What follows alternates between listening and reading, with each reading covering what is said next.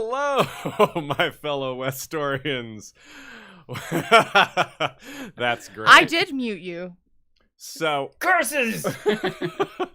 right when we start, Sean says, no one mutes me, and I'm supposed to be saying some kind of intro here, but this is our intro, apparently. Welcome to Valar Rereadis for Dunk and Egg. Our approach will be different than it was for A Song of Ice and Fire. Rather than setting out a specific number of chapters for each week, we'll aim to spend 2 hours per episode, covering as much as we can each time. We'll cover the setting, the parallels, the plot connections to A Song of Ice and Fire, the plot within the story itself, and almost everything else you can imagine. And I know you can imagine quite a bit. So this should be a lot of fun. Yeah, we're changing the format a little bit, but the discussions, the humor, the analysis, the analytical style should all be pretty much the same. But there is... It's hard to do this by chapter because the chapters are so much shorter. Yeah, right? Yeah. And, yeah. In some ways, they're not even chapters. Like you could look at them that way, but I don't. So I wanted to come up with a different way to manage this, and I think this is going to be pretty fun. So you've already heard him speaking, but we should reintroduce our friend, our longtime co-host, who hasn't been here in a little while, but the return of Dancing Sean of House Beard. How you doing, my friend? It's great to have you back. I'm doing great. I'm doing super awesome. It's great to be back. I'm pumped about this. I've become way more sullied since when I used to be here for the sake of the TV show. I've read all the books. Still have a couple more Winds chapters to read, but I've read all of this series, of course, and I just in the past couple of weeks I've double read the Hedge Knight. So where are you in it. with Fire and Blood in the World of Ice and Fire? I haven't asked that. I have not even looked at those. Right. A couple times in the past, I think maybe even when the show was still on, I poured over some family lines of the Targaryens or whatever, but it was just too overwhelming. I didn't have a way to connect these characters to any story or image. There's so many repeating names, it's hard to keep straight. I'm starting to get it better now. It is more the advanced class. Yeah. So we have that to look forward to in the future, are your fresh insights. Great. Absolutely, yeah. So you've been doing a little something on your own over there. You started a YouTube channel. We should definitely mention that before we get into our Hedge Knight coverage. Yeah, Dancing Sean on YouTube. And I was sparked to action by the TV show The Boys, which is, simply put, it's like a superhero show. But the reason I like it is because it's really outstanding. It's way more about sort of a realistic look at how society would react to the existence of superheroes, right? How do politicians manage it? Do they have PR agents, and how do they decide whether or not to fight crime in New York or Detroit? It's not all about just punch fighting scenes, and all the characters aren't just clearly good or bad. There's a lot of gray. The show deals with social issues like sexism, and it was just way more. I remember when I first saw previews for it, I was like, was Tony Soprano's mom, that was my attitude about it. Maybe Larry David kind of, But I walked in on an episode of it and I was like, it didn't even look like it was like a drama. It was like this serious conversation going on. It wasn't even, didn't even seem like a superhero show. So anyway, I covered all that. I did it kind of in a rush trying to hit the second season coming out. And I went back and did all the first season and then caught up to the second season. And then since then, I tried to cover all the Academy Award nominees for Best Picture for this past year. Yeah. And I just want to kind of grow the catalog doing different things. Right now, what I'm trying to do is 1-minute videos where I can do sort of spoiler-free, just give you an idea of what something's about, the genre, who stars in it, when did it come out, without spoiling the plot, but give me an idea of what type of movie it is, what kind of tone, the director, things like that. So, now, this is interesting to me because I think about what you used to do when I first met you. Now, Sean and I have known each other a very long time, more than 20 years.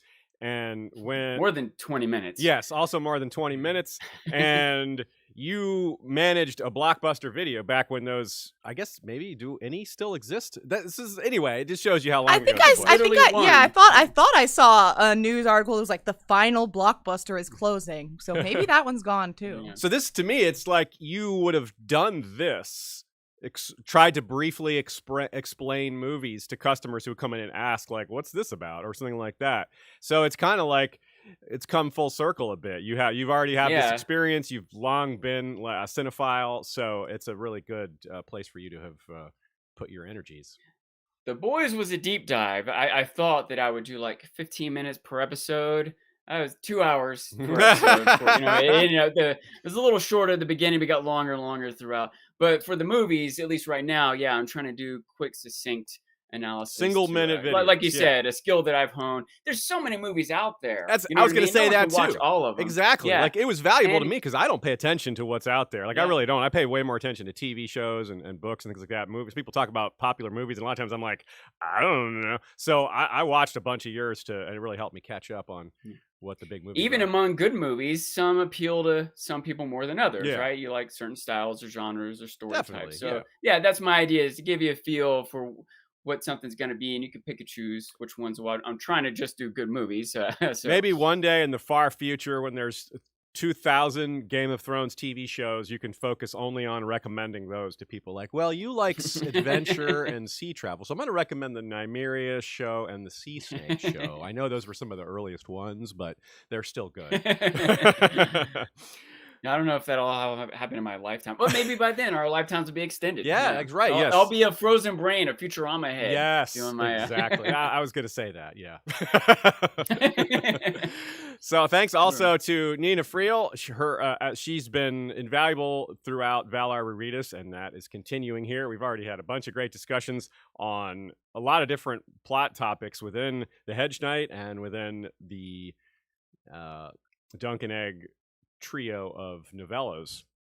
So that's something about this series, is there's a lot of rabbit holes, but there's also so much setup to do, right? We have spent enormous amounts of time getting our head wrapped around the world as it stands in the A Song of Ice and Fire universe with the timeline in mind, right? We want to know how old Santa is, how old Dany is, how long ago the Greyjoy Rebellion was. There's a ton of dates and places and names, and this isn't that far back talking about the Hedge Knight, but it's 90 years. That's several generations. So yeah, there's still Casterly Rock. Yeah, there's still House Lannister. Yeah, there's still House Stark. Yeah, there's King's Landing. But the first names have all changed, right? Instead, well, there's still some Aegons and Darons, but you know what I mean. It's a completely new set of characters, even if so many other things are familiar. So there's a lot to talk about. And with so many characters, there's so many connections to be made. Like, is this character on screen someone's grandfather? Is this, lots of fun questions like that. So that's why we're approaching it the way we are, without trying to put barriers on how much time we spend on each portion. We just want to let the material take us where it takes us. And I think the Hedge Knight is a really appropriate book or novella for that type of approach.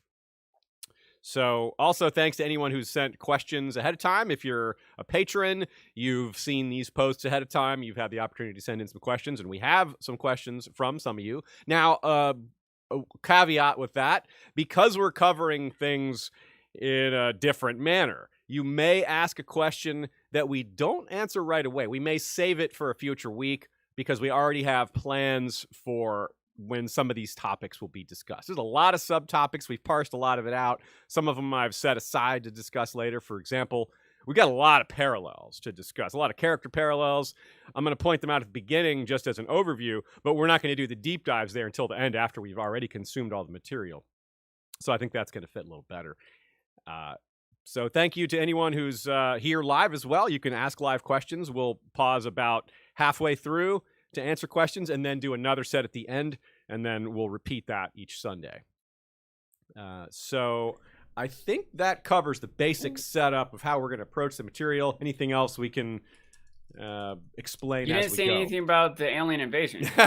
I was keeping that a secret. Dang it. He ruined the surprise. We've also got a super chat here. I see. Dom Tartaglia sends a super chat and says, Sean is my favorite cryptid. Which is great. I have a question here, though. Dom is my favorite cryptid. So, Sean, what are you drinking, though? People want to know. Good question. This is a mix of the naked drink, the protein and greens flavor, along with Mountain Dew. Oh my gosh. It's very creamy. Let me say sweet. that the someone guessed that it was cold brew with cream, and it was about the opposite of that. So that tells you, if you're listening, what that looked like. If you're new to Dancing Sean's... It's also could have been cat puke. if you're new to Dancing Sean's presence on the show, of course, he was with us for all throughout our Game of Thrones coverage. Some of you may not have been a part of that. It's been a regular thing for us to ask. Yes, sucker. We've been asking what Sean has been drinking, and this is both terrifying and relatively normal for a beverage of Sean. So I do wish I had had a sparkling ice to mix in to get it some more carbonation in the creaminess. The Mountain Dew didn't quite do it. This is also how he cooked food when he lived here. He would just like take things and just put them together, just mix them. It's like, oh, let me put some of this in here. Oh, tater tots, let me mix that in here. Oh, beans, potatoes taste good. Rice tastes good. Yeah, garlic tastes good. Put it all in there. So this has been a long time coming. The Hedge Knight, rather. People have wanted us to cover it for a long time. We've wanted to cover it for a long time. We've wanted to cover it for a long time ourselves, but hey, there's so many topics. We have a rather infinite ongoing list of topics for History of Westeros, and that really hasn't changed because that's how Infinity works. It doesn't get smaller.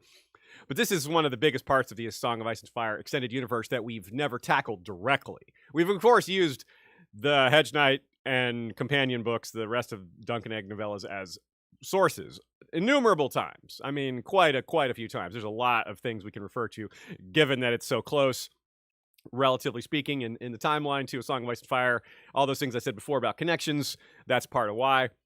But there's a lot of other reasons too. The history of the Targaryen reign is well covered here, at least parts of it. The Hedge Knight is particularly beloved in the fandom too. I mean, I love Fire and Blood and The World of Ice and Fire, obviously, but those books don't have a POV character. The World of Ice and Fire is a history book. Fire and Blood is a history book with a lot of story added in. It's sort of like a hybrid. But the Hedge Knight is a story. It's an actual story, right? It's not some hybrid thing, which I like the hybrid things. But as we were just saying when you brought it up, Sean, this is easier to read. It's more familiar in terms of what you expect to pick up when you pick up a book, right? So at the end of our coverage, we'll probably talk about them as a whole, right? As a group, the way maybe they change, maybe decide which one of ours is the favorite, which one maybe is the best written, things like that. But that's a ways away. That's at the end of all three books. So, another thing I wanted to put in here is that it's just an indication of how amazing George's brain is. Yeah. Like, he has this whole world. Like, he has a whole world in his brain. You know what I mean? Like, even thinking about there might be as much knowledge about Westeros, right, as there is Greece.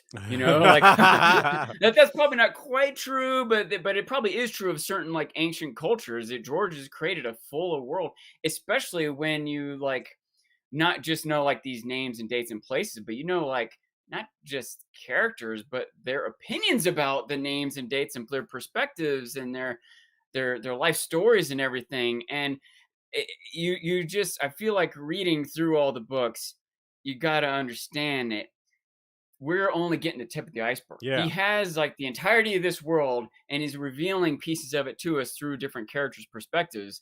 And you just know how much more of this world he has in his brain, how much more of the iceberg we're going to hopefully get eventually, you know? Yeah, what we really need is to tap his brain and, you know, just like squeeze out all the juice. You're right about that for sure. Well said. I totally agree with that. And he's been building it for so long. It's a long time coming. It's not just something that he imagined, 20 minutes ago, to repeat your joke from earlier. And it's true too what you say about how sometimes fictional universes can be more detailed than the real world, because we're allowed to invent the details. Well, the royal we are allowed to invent the details that in the real world they would elude us. Like, I'm pretty sure Darth Vader's Wikipedia page is longer than like George Washington's, for example. Yeah. And I mean, well, there's been more people have invented Darth Vader. So you like all the detail is there. It's like anytime George Lucas wants to add another detail, he's like, well, yes, Darth Vader also had hangnails. He was troubled by, like just any kind of like if George Washington had such he was things just going really on, plagued by hangnails, I guess, right? And that's what turned him to the dark side, was all those hangnails? Yeah, that's right, yes. He mastered the Force as a way to cure his hangnail issues. He also really loved the produce aisle at the grocery store. A little guilty pleasure of the sound of that misty spray on the lettuce, George Washington might have, but we can never know. We'll never know if he liked the produce aisle. You've perfectly captured the type of lack of knowledge of real world people that I was going for. Like, how does George Washington feel about the spritzers in the produce aisle? We'll never know, and that's a tragedy. So this was released in 1998, part of the Legends anthology, roughly the length of 5 A Dance with Dragons chapters. We talked about chapters. It doesn't really have that, but if we were to give it a length, yeah, that's about it. 5 A Dance with Dragons chapters, which if you recall, the average A Dance with Dragons chapter was roughly 40 minutes. 5 is actually a little less. I'd say 5 plus for this. It's a little longer than that. But anyway, it's roughly in that zone. And this was actually published before A Clash of Kings. I think a lot of people don't know that. It came out about a month before. Although most people probably read A Clash of Kings first. The fandom wasn't so huge back then. It wasn't a big release like nowadays. If something with George R. Martin's name is released to the public, everyone knows about it right away. But this wasn't the case in 1998. So things were a little different back then, 23 years ago.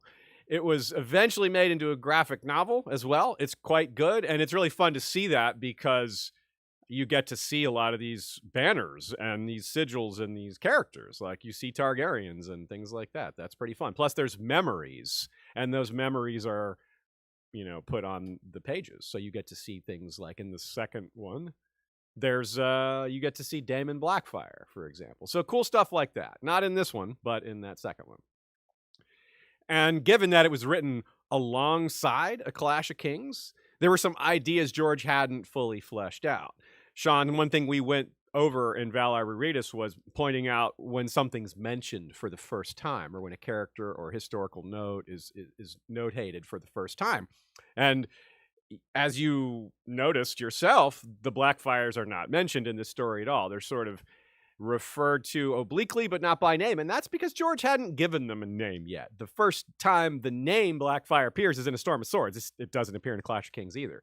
So it's not a problem, but it's, it's a little piece of trivia, something to take note of, something for us to think about going forward. Did you notice any difference in style when you were reading this, Sean, as compared to Dance with Dragons? Because for you read them in that order, and you picked up the Hedge Knight pretty quickly after Dance with Dragons, or sort of during, in a sense. I thought you read it before, though. Oh, yeah, you did read it before. You're right. I'm sorry.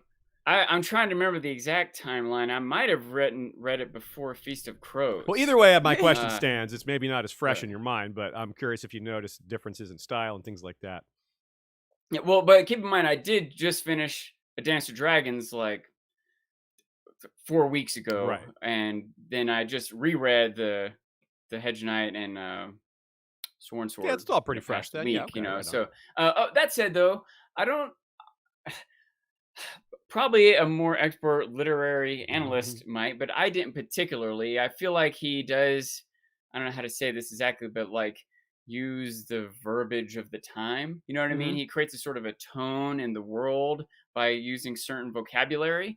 And I think he also does a lot of presenting the color, the imagery of the world around the characters. He cuts back and forth between memories of the characters and their thoughts juxtaposed with what they say. They think something and then say something. That's another technique or tool that he has. Yeah. Maybe not quite as much elaboration on food. He's got a poor. Yeah, you're dealing with someone that doesn't have access to fancy food, so that makes sense, right?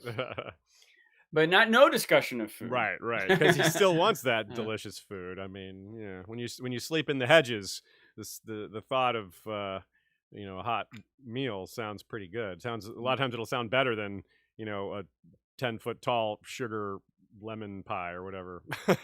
Yeah. Especially when you consider the 3 books together, one thing that he definitely seems to do all along is lay all this stuff out, which on the surface is both entertaining and overwhelming. So many characters and places and images, all the different heralds and houses and everything. It's almost impossible to like really absorb it the first time through. That's what we're here for. But then by the end, every little detail that ever came up starts to come together and be important. You start to think, oh, wait, that was a thing. He mentioned that. Well, I need to read this again. Yes. You know what I mean? You start to realize how much subtlety and foreshadowing and symbolism and everything was just there from the beginning and throughout, I feel like if I was an author, that would be pretty much the ultimate compliment. Someone's like, I need to read this again. Or if they say, I want to read this again, maybe that's slightly better. But that would be very satisfying. Very, like I did my job. My work is done. Well, no, George, actually your work is not done, but anyway, let's not get into that. So, yeah, and well said, by the way. I agree with you. I think the style isn't super different. What's different is the presentation. I mean, we've got a different type of character. That's the thing that's really different. He still sees the world in a lot of ways that are similar-ish in terms of tone. And like you said, a lot of things are very well described. I've been reading a lot of different books lately, and I'm having a lot of fun reading lots of different books. But that's something I noticed, that a lot of times a different author will spend 2 or 3 sentences describing what is in front of the characters, like describing the horizon or the setting, whereas George would tend to go about twice as much on something like that. And that's not better or worse, but it is notable. And I think you're right that is very much present here as much as it is in the main novels. So he might even more than you realize use it as a tool for pacing. Oh, yeah. When you spend a long time describing this visual, describing that visual, someone going through their memories, describing this visual, all of a sudden they pull the sword, stab it through the nook, and they're like, oh my God, what just happened? Sometimes things can like suddenly happen really fast when he's been taking his time with the pacing and the descriptions. And he's also using those descriptions to add layers of meaning and symbolism and everything. Yeah. So not just to let you know what the sunset looked like. It's mentioning the sunset because it's a reference to Dorne or whatever. Yeah, very well said. You're right. Yeah, he's packing those meanings in there. It's certainly not just filler. I would never suggest that. So that's yeah, you're right. He's doing a lot there. Even if we don't know what it is he's maybe referring to, we've missed a layer here and there. That's always possible. And so it's something that keeps us on our toes. A Song of Ice and Fire starts in 298. The prologue might be 297, but not a big difference either way. It is the year 209 here in the Hedge Knight. So about 89, 90 years before. It's been 80 years since the Dance of the Dragons. So we're almost like at the sandwich point between the dance and the current time, that's kind of an interesting thing. And the Targaryen family, of course, was really reduced in size during the Dance of the Dragons, and it took several generations to sort of grow back, right? And they are pretty large again as a family. We'll get into a little more specifics on that in a minute. The dragons, of course, have not. The dragons are gone. That's another thing we'll talk about. But for the most part, it is a time of peace right now. King Daron II is called Daron the Good, and he's in his 25th year of rule. By the end of his reign, he will have sat the Iron Throne for 25 years. So, So, yes, it's only going to be a few months after the end of the story that he passes. And of course, given Baelor Breakspear dies here, who is the heir, well, this is basically the end of a good time. Like, this is a nice time in the realm, relatively speaking. There's always problems. It is Westeros after all. But as far as the bar is kind of low for times of peace. This is one of them. The point being, it's about to not be. There's about to be lots of other things happening. There's about to be turmoil, rebellion, all sorts of things. So that's part of the setting that we can keep in mind when we're approaching this on reread. We know that, yes, this tragedy is part of the story. Tragedy is coming to the realm. And quite frankly, tragedy is coming at the end of Dunk and Egg altogether. I couldn't help but troll you all by wearing a Wildfire shirt today. So, good one, Aziz. Not really. And a lot of these characters you see in this story, like Valar. We see Valar, who I really want to call Valar Rereadis. It's 2 R's, it's like I'm starting to write that. But that's Breakspear's son, Baelor's son, and Mataris is his other son. You may be aware that there was never a King Valar nor a King Mataris. So those two clearly, part of the oncoming tragedies. Now, Egg is eventually going to be Aegon the Fifth, a.k.a. Aegon the Unlikely, and he's called that because he's the 4th son of a 4th son. So what does that mean? Besides a lot of Targaryens dying for him to become king, well, we're going to see a lot of them. The Targaryens that actually die so he can become king, a lot of them are going to appear in these stories. And we're also going to talk about his immediate family, right? His brother, Maester Aemon. That's the one Targaryen who comes before him in the line of succession that didn't die because, he got to become a maester instead. So, that he kind of dodged that bullet, so to speak. And it might be semantics, actually, to say that the Targaryens of this era didn't all kill each other, because that is kind of what happened in the dance, right? But because we're talking about the Blackfyre Rebellions, which only one of them has happened so far, right? Only the first one, which arguably was the biggest one. They all are arguably Targaryens, in a sense. Like, they're cadet branch of the Targaryens. They're not technically Targaryens, but they all have Targaryen blood. They all emanate from the same bloodline. So you could arguably say they've been killing each other a bit, but as things stand at the start, page 1, 13, as many as 19 living Targaryens, not counting Blackfyres, not counting Valarians who married Targaryens, none of that. If their last name is Targaryen, that's what I'm talking about. Somewhere between 13 and 19. That's a lot, right? The Blackfyres would argue that the Targaryens were killing each other. Yeah. The Targaryens might not. Good point, yes. It's all in where you're standing. That's a recurring, overarching aspect to A Song of Ice and Fire is perspective, and you just gave us a good example of that. So 6 of those 13 to 19 are at this tournament. Baelor, Maekar, Aerion, Daeron, Egg, and Valar. So let's take our first question, and most of the questions we're going to have, on the hour, halfway through and then at the end. But sometimes we'll do a question as part of a different topic because it just fits so well.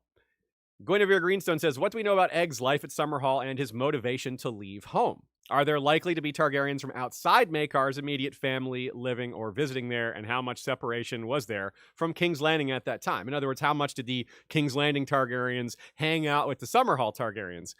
Let me do a little setup, and then let me get an answer from Sean.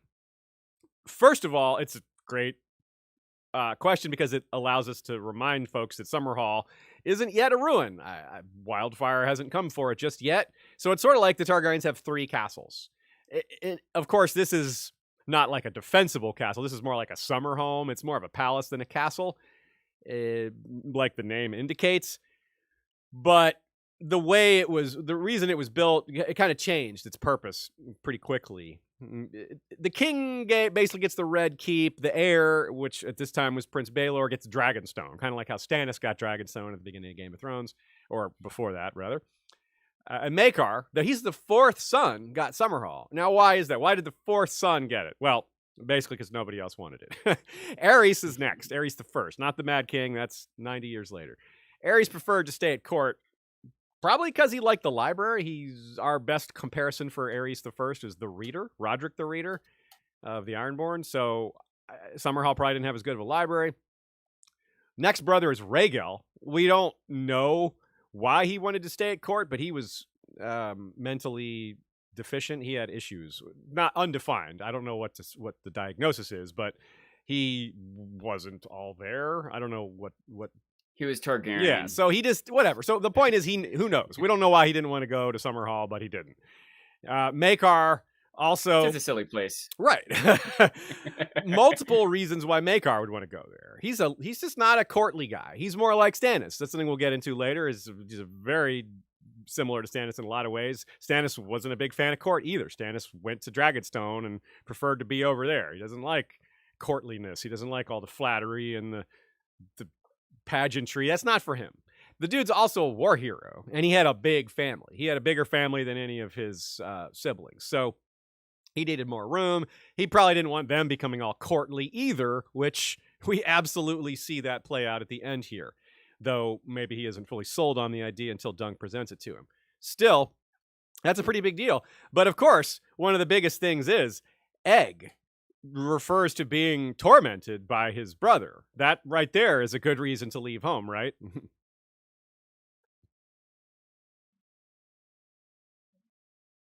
Are you there? You there? Oh, I'm here. Yeah. So basically my question for you would be, what do you think what can you gather from all this and say, like, what's your opinion on why Egg would want to stay away from all that? I mean, he's not like, does he get it from his father? Does he just prefer to be out in the world? Does he not like courtliness, or is it something else? Basically, tell me what you think of Egg's character at this point. It's probably a few things. I was thinking, by the way, like along the lines of this. Remember in the second book how much of Rohan's gathered family is around. It's a lot, yeah. But right, so you can imagine their family. You don't always necessarily get along with family, but you kind of have to, especially when you're like at court putting on airs. Especially when you're like the little kid. I can just imagine like everyone wanted him to do something, and probably none of it was what he wanted to do. You can imagine all the different people like in fact, probably don't do this, don't do that, put that down, just stay out of there. You know what I mean? He just wanted to do his own thing. He wanted to explore and have fun and be a kid. And you could probably draw some parallels to Arya, maybe, of, I can imagine him not getting much attention, and most of the attention he getting being negative attention. That's a very good point. Yeah. Never mind Aryan, just that one thing by itself, that thing by itself does say a lot too. It's like clearly the rest of the family isn't stepping up to deal with Aryan's abuse of his brother. Like, there's no mention of that. Maekar, no mention of Egg going to tell his father, no mention of his other brother stepping in. Because you think, like, given this family, there would be, maybe someone that would do something. Not Daron, because he's, worthless in that sense. But, maybe Maekar himself, or I guess that might actually be the only person. But I guess he's just can't be bothered with that. So, yeah, it's a good. I didn't even think about. There's a pretty big age difference between the other brothers too, right? Yes. If one of them was like 1 or 2 years older, they might hang out and play together. But they're all like, I don't know, 5 at least years older. They're like, he's not too far from Aemon's age, but Aemon went off to be a maester pretty early. So yeah, that they may have had that time together, but. Aemon also maybe was more likely to be reading books rather than running around playing in the woods. And they were clearly the closest. Yeah. Like the friendliest to each other. That may have been part of what drove him to leave. Now that his favorite brother is gone and it's only him and Aryan, he's like, get the heck out of here. It may be pretty straightforward, actually. Dornish Dame adds on, says, I wonder how much contact Egg had with the Dane side of his family. And Guinevere Greenstones, who asked the original question, says maybe they're close. Maybe it's partly because Summerhall is so close to Dorne, right? Summerhall is much farther south from King's Landing. It is near the border of Dorne. It's in fact considered to be built on the sort of tri-border. Daron had it built. King Daron had it built essentially as was it Daron who had it built? Anyway, it was meant to be the marker of the Stormlands, the Reach, and Dorne, like right where the three regions come together. It's sort of a symbol of unity in that sense, which, as a ruin, it doesn't really work so well anymore. What does that say? Symbolism.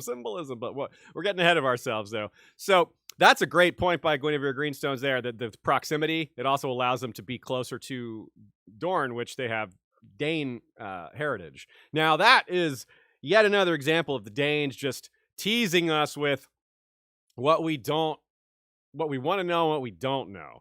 As in, the Danes are a really mysterious family. There's a lot more we want to know about them. George had plans for them. He may have changed some of those plans, but he still clearly has more plans for them. So anytime the name Dane gets mentioned, a lot of times people perk up a little and go, huh? So, to be clear, Egg's mother was Deanna Dane. She died very young, so Egg doesn't really have memories of her. So he's not able to speak of her very much. Possibly some trauma wrapped up in that. Like, a lot of people don't want to talk about their mother who passed when they were young. That's understandable. It's not like Dunk is going to press him on that, for example. So, but I was going to ask, by the way, that we don't really know anything about Egg's mom. No. And that might be largely just because he doesn't know that much. And I agree with that. Yeah. Story is coming from Dunk's perspective. So even if Egg thought about her, we wouldn't get it. But it is something that might answer some of these questions, and is disappointed to not know more about. Yeah, there is disappointment. It's too often we find ourselves wondering about a motherly character and like, what happened to that mother? What's the deal with that mother? It's not unusual for history to leave mothers out. Of course, this is a story. We could have more intro here, but it does make sense given the setup that Egg wouldn't have much to say about her because he probably doesn't know her. So Guilty Undertaker points out Egg seems to have been closest in age to his sisters. Yes, absolutely. Ray and Daella are on either side of him age-wise. And to be fair, they could have helped defend him a little, and they could have been picking on him as well. I mean, Egg expresses some like unpleasantness that he doesn't like them for their love potions. So it doesn't seem like they're terribly close. Yeah, so it's unclear, but you're right. It may not be so straightforward. That may have been one of the other things he was trying to get away from. He's like, yeah, my brother puts his knife to my balls at night, which I really hate, but I'm not so excited about the love potions my sister give me either, because I think there's rat blood in there. Something in there. It's like Jojen paste. I don't know what's in there. I'm not sure I want to know. Definitely don't want to drink it. There's probably a naked drink of Mountain Dew mixed in. Yeah, she should have put some sparkling ice in there for carbonation. Make that bubbly love potion. It's better that way. So that's a great point, pacing this all together as far as where that is and the location and the proximity to Dorne. There could be some in-laws that are relevant here. But it's also interesting to point out this connection that a lot of to seal the peace, King Daron married a lot of his descendants, his family, to people in the Reach, people in the Marches, which is still part of the Reach, some of it is, and people in Dorne, to bring them into the fold. For example, Baelor Breakspear's wife is Jenna Dondarrion. That's part of why we find him hanging out with Manfred Dondarrion later. They're in-laws. So more on that later. But yeah, so that's a good summary, I think, of why Egg might have wanted to leave Summerhall. You mentioned he may have been kind of forgotten about. He's not the firstborn. It's the ones who are higher up in the line of succession are the ones who are going to get more attention. Like you said, Arya is a great example of that. Jon Snow.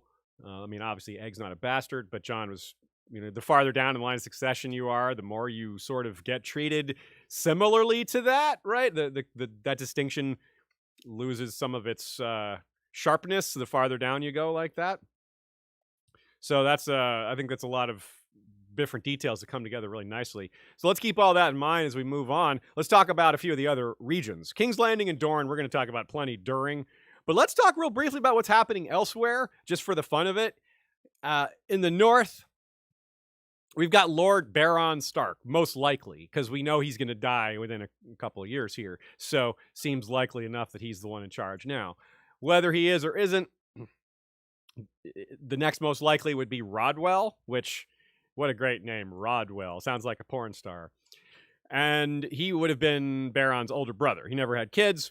Baron was married to Laura Royce. This is a very important marriage. The Stark branches, as most of you know, were reunited. There were two major Stark branches united by Rickard, Ned's father, marrying his own first cousin, Liara. Both of those branches emerged from this Baron-Laura Royce marriage. So pretty crucial timeline point in the timeline for the Starks here as far as starting off of a big group of family members that we're all very familiar with. They may have just been a Skagosi rebellion. Sometime in the 20 years, or roughly around there, was a nasty Skagosi rebellion that claimed the life of Lord Brandon at the time. No, sorry, Barth Blacksword. It would have been cool name. And let's talk about do you have any comments on the Starks? We can move on to the Riverlands. We've got Medgar Tully, who is seen in this story, but by the time we have another story, meaning the Mystery Knight, we're going to find out that Medgar is gone. There is no more Medgar, and there's a boy in charge of the Riverlands. So clearly Medgar Tully is not long for this world. There's perhaps some lingering resentment from the Blackfire rebellions in the Riverlands and damage. Like, there's that's where a lot of the fighting was. So there could be some, it could still be recovering from that. And of course, the Blackwood Bracken issue is raised here as well. That's going to become important. We're going to have plenty to say about that over the course of our coverage because Egg, of course, marries a Blackwood in the long term. So in the West, we have Daemon Lannister, a.k.a. the Gray Lion. I almost called him the Green Lion. He's Tywin's great-grandfather, right? Tywin's father, Tytos, hasn't been born yet, but his grandfather, Gerald, is about 13. No big stories from out of this time at the moment, but Dunk was in Lannisport the year before. We know that much. And it occurs to me that Dunk might be more comfortable in a place like Lannisport than in a lot of other places because he's from King's Landing. He's a city boy. Now, he spent a lot of time in the Hedges, but, he's from the city. What would you think about that? Like, if you were a Hedge Knight, do you think you would hang out near the cities, looking for work there, or would you hit the road more? Like, setting aside not knowing exactly what would work best, what would you want to do if you were in that position? Yeah, I don't know. I was thinking about that. If Dunk would rather be, this is like a broad statement, but in my mind, the more into the countryside and maybe the more into the north you get, the more honorable things, more Spartan, I guess. I don't know how to say it. Whereas in the city, where Dunk might feel like a big, strong, honorable warrior, might feel better in the north than in a city. But Dunk being from the city might be more comfortable in the busy streets and but maybe his perspective will have changed from having left that, and he doesn't seem to think of it too fondly. Maybe he's happy to be done with it. I mean, he was from Flea Bottom. That's not exactly the best part of the city. In fact, it's the worst part of the city. So he might not like it. He may have the familiarity, but that doesn't mean he's it's where he wants to be. So that's two different things. And even if he got into quote unquote better parts of the city, he might be quickly disenchanted when he realized that everyone's, angling against each other. You know what I mean? That there's not really that much honor. Most of the knights are just being paid to guard someone's merchant shop, and not that isn't even valuable, but it just isn't like his idealistic vision of what a knight is. Yeah, it's a good point. Maybe it's hard to be a knight in the city. You could say, maybe at least his style of knight. Good point. So in the Stormlands, Lionel Brathan, of course, the Laughing Storm. He's not the Lord of Storm's End in this story. He is the heir, but he is going to be the Lord of Storm's End, and he's going to be a big figure in history. There's some really famous art of him in the World of Ice and Fire, so keep him in mind. We'll have things to say about him later. Iron Islands. They're not much a part of this story at all. I don't even think they get mentioned. They certainly are going to come up in the next one indirectly. So maybe that's who's in charge. The guy who's running things when they do make their moves shortly here in about a year or so is Lord Dagon. So when you're named after an ancient undersea deity or monster from the Cthulhu mythos, you're pretty serious. So he's probably in charge, or he's about to be. Maybe his father's about to die, and that's going to enable him to take over, and he's immediately going to start doing stuff. So one or the other is probably right. The Vale is, we don't know. No Lord Arryn, no House Royce here. And we do have Humphrey Harding, that important character in this story. He is from the Vale. He apparently beat Lord Arryn in a melee the year before. It is pretty far. That might be why. I mean, we know Northerners don't go to tournaments much anyway. But even if they did, this tournament is super, super far away. Let's go ahead and discuss where it is. If you look at the map, go to Highgarden. Find Highgarden on the map, and then just go straight east, or right if you're not super map person, and you'll find Ashford almost right away. So you just follow the Mander up its tributary, the Cockleswent, which is a great word, Cockleswent, and there you go, Ashford. So it's pretty easy to find on the map. Most of the maps have it because it's a notable location, even though it's not a super important location. It's important because it's been a part of stories like this. By the way, what with Lady Went, I'm just picturing her like, Cockleswent? Yep, cockles went. That is a great word. Chickens went, hens went, roosters, yeah. So, and of course, last but not least, we have the Reach, Leo Tyrell, aka Leo Longthorn. Now, Leo Tyrell, he pulled a Walder Frey in the Blackfire Rebellions. He was like, oh, I was getting my army together to show up and fight. And, it was all over by the time I did that. They were like, yeah, but who are you going to fight for? Oh, I was the loyal. I was going to be loyal. Yeah, I was going to be on the winning side. This guy's a highly successful tournament knight. But is he a good fighter? Yeah, I don't know. Those two things don't necessarily go together, as we have been introduced to very early in A Song of Ice and Fire. Now, here's a little Easter egg or a little dot connecting. Tyrion tries to get a rise out of Oberyn in A Storm of Swords by bringing up Willis Tyrell. Okay, Ashea will read the main part. Sean, you read the underlined portion there. You get to be Tyrion. The Dornishmen did not I'll start over since the Dornishmen did not react as expected. I had a letter from Willis not half a year past. We share an interest in fine horse flesh. He has never borne me. Sean, you made me laugh. It sounds like they're talking about eating it. You're like, yeah, we love to eat fine horse flesh. Medium rare is my favorite. Okay, I'm going to not look at Sean now. We share an interest in fine horse flesh. He has never borne me any ill will for what happened in the lists. I struck his breastplate clean, but his foot caught in a stirrup as he fell, and his horse came down on top of him. I sent a maester to him afterward, but it was all he could do to save the boy's leg. The knee was far past mending. If any were to blame, it was his fool of a father. Willis Tyrell was green as his surcoat, and had no business riding in such company.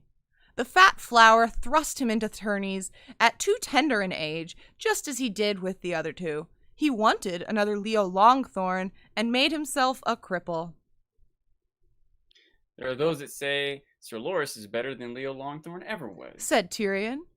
Renly's little rose? I doubt that. So, what's fun? A couple things funny about this.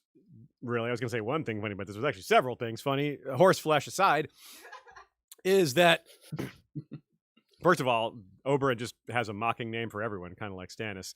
But remember, the Hedge Knight was written before this. So George wrote this dot to connect to the Hedge Knight, not the other way around, right? The Hedge Knight was written first. And we also see a similar example here. We have, what's his name? The Harding, who gets his leg badly wounded because of Arian's, dishonor, putting it mildly. I'm going to just stab your horse instead. And of course, that wasn't your foot getting caught in a stirrup. That was your horse getting impaled and it falling on top of you. So a little different in terms of the cause, but it's a similar injury. And I guess this Harding fellow, just a little tougher. He's like, hey, I can't. My leg is worthless, but get me on that horse. I can still joust. Whew, that's a tough man. But unfortunately, he didn't. Probably drank some milk of the poppy. For that. And then he gets a lance in the groin and dies. So that's no fun. So as I said, the first Blackfire Rebellion's already occurred. It's been a while, 13 years. So of course, Daemon and his eldest sons are dead. Of the other three great bastards, Bittersteel has yet to form the Golden Company. That's coming in about 3 years. And he's probably in the Second Sons at this point. That's kind of fun to hear about, right, Sean? That the Second Sons were around back then, and you got someone like Bittersteel in there. And I don't know if you remember that chapter from Dance of Dragons where that gets mentioned. Even Oberyn was in there, and some other people like that. Yeah. It's pretty cool, huh? I just like the idea of a company called the Second Sons. That's a neat idea to me. Yeah, right? And they all really are. Like, Oberyn is the second son. Yeah. Bittersteel was kind of not really second son, but and not a first son doesn't roll off the tongue as well as the not a first sons. Brendan Rivers at this point, aka Bloodraven, most likely master of whispers to King Daeron. He's going to be hand to King Aries and King Maekar, but he wasn't hand for Daeron. He was trusted. Daeron is the one who gave him Dark Sister, apparently. And Shiera Seastar is probably there as well. She's still probably turning lots of heads. Of course, it sounds like she did that her whole life. And but Bitterseal's gone, so there's no longer like some fight over her, but maybe other people are fighting over her. In any case, she's probably still around. Now, of key importance, of course, is that Dornish connection. I already brought up some of the connections, but talking about on this side of Dorne, meaning on King's Landing, but also on the other side of things in Dorne, there is the sister of King Daeron, of Daenerys, meaning. So the original Daenerys, the one that, not the first Daenerys, but the first one that's mentioned in the story. There's actually another Daenerys that comes along in Fire and Blood, but she dies really young. So this is the one who the Water Gardens are made for. Yet another dot connecting to the latter books. A Feast for Crows is when we're introduced to the Water Gardens. And of course, Daeron himself is married to Meron's sister, Mariah Martell. So you have Daeron married to Mariah Martell and Meron Martell married to Daenerys Targaryen. This double marriage is the foundation for the new peace that seeks to make Dorne a permanent part of the Kingdom of the Iron Throne. Had the Blackfire Rebellion been lost, that peace may have been shattered. But this double marriage has been in place for decades now. These unions have produced heirs, and these heirs are set to take over soonish. Now, doesn't that sound awfully familiar? Weren't we just on the cusp of that in Song of Ice and Fire?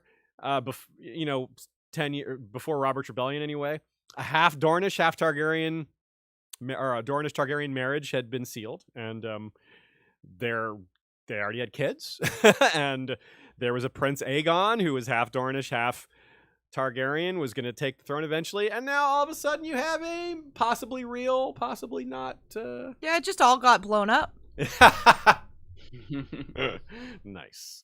So this is the same, basically a son of Rhaegar and Elia Martell, setting aside the likelihood that he's fake, ostensibly has the same heritage as Baelor Breakspear here, which is a pretty neat thing to draw our attention to as we get into the actual story. Did that occur to you? Did you notice that when you were reading this Dornish Targaryen connection, or what generally do you have to say about this?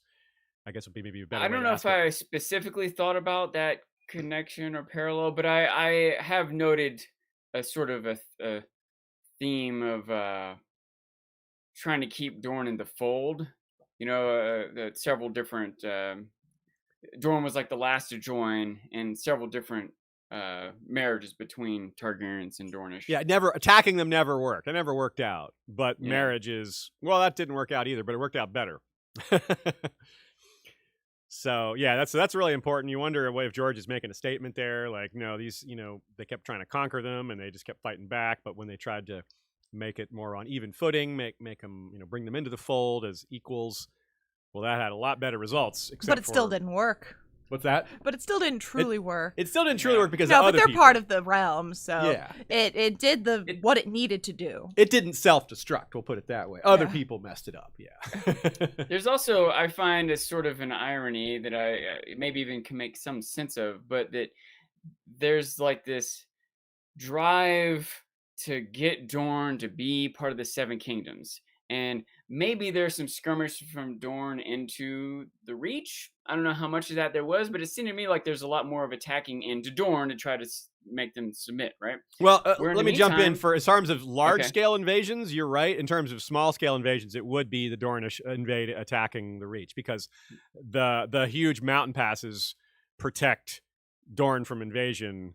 And provide a quick escape route for raiders. But in terms of large-scale invasions, absolutely, you're right. Yeah, like only big armies have gone in. On the flip side, it seems like the Iron Islanders constantly are attacking the North and the West, and maybe others too.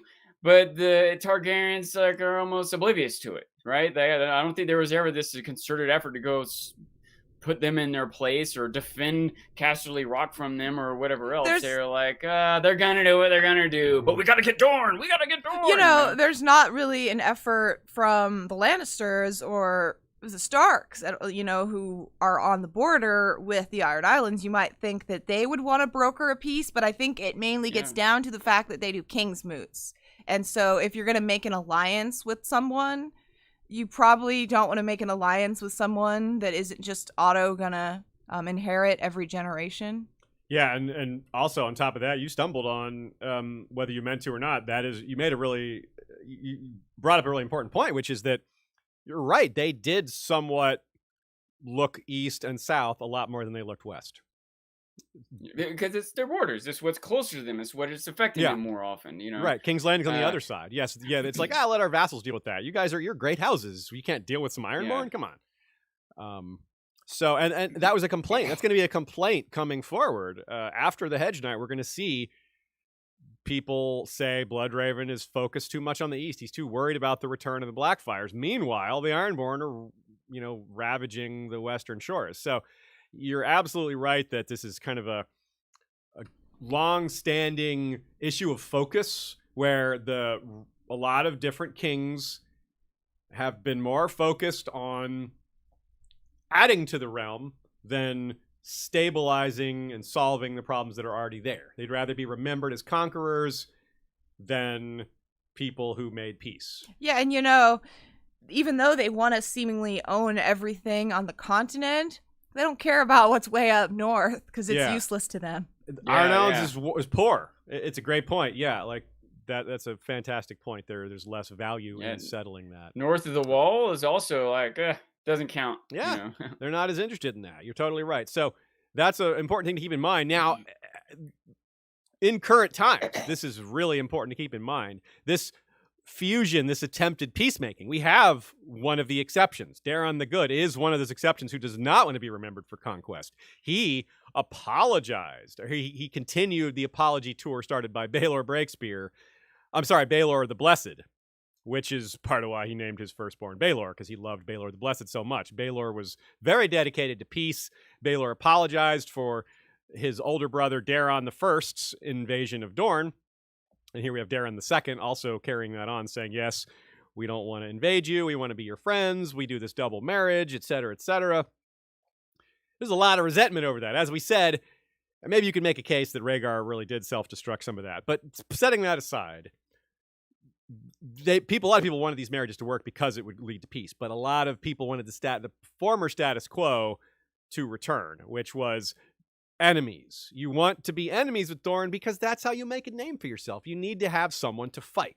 They have this long martial tradition of being warriors of the marches, knights of the marches, defending this region against Dornish raiders. This has been the state of affairs for literally thousands of years. Now, all of a sudden, it's the modern world too. Yeah, you know what I mean. Right. Who do we study in history? We study the conquerors, the rulers, the murderers. Those are the people that, for better or worse, get known and remembered and have statues built. I think we're finally starting to come around to a more civilized mindset in society, but it is a disappointing piece of humanity that we celebrate the conquerors, celebrate war and war leaders. Yeah, you're right. It's certainly consistent with how a lot of the real world operates. So that's a good thing to bring up there, Sean.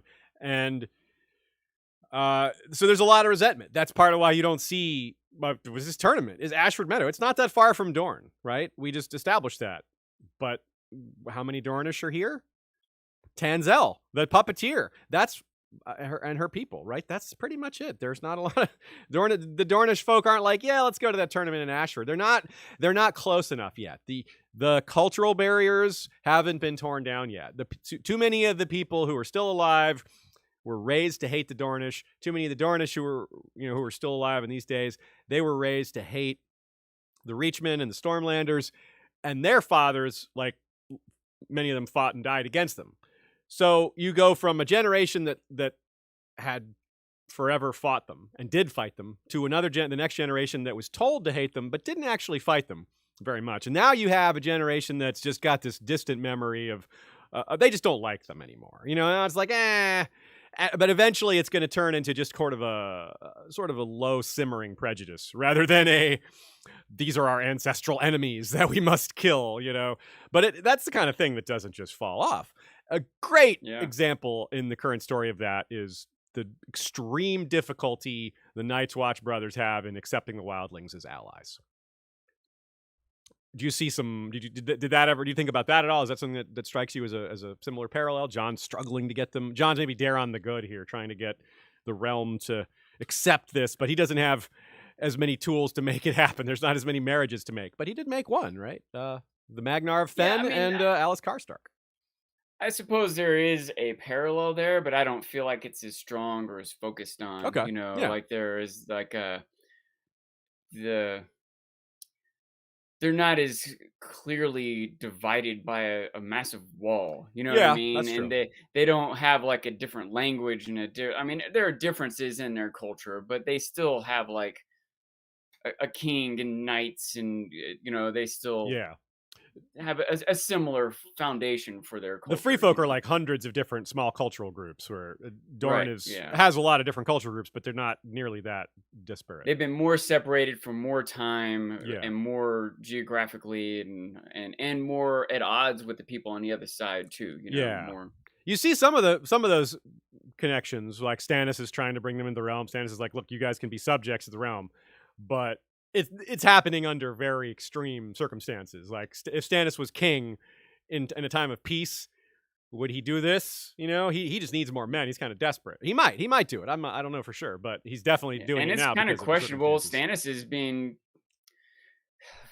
I want to say Stannis is being questioned as much as Jon, and that's not quite true, but that's partly because Stannis will burn you to death if you don't do it. Yeah, Jon's not forcing anyone to change their religion, which is also an important thing here. This is something that helps Dorne and reunite with the rest of the realm, is they share the same religion. That's a huge connection point. Like, I don't know if Baelor the Blessed, who was the Septon king, would have been quite as excited about merging the realms if they worship werewoods or something, right? Or if they worship R'hllor. So that's a very important thing to keep in mind as well. These cultural, you're very right to bring the differences in culture as something that is not the same. Some of those things are the same. Like there's some northern cultural traditions that free folk would agree with, more of like making your own decisions. He who passes the sentence, belief in the old gods. But you're right, the differences are much larger.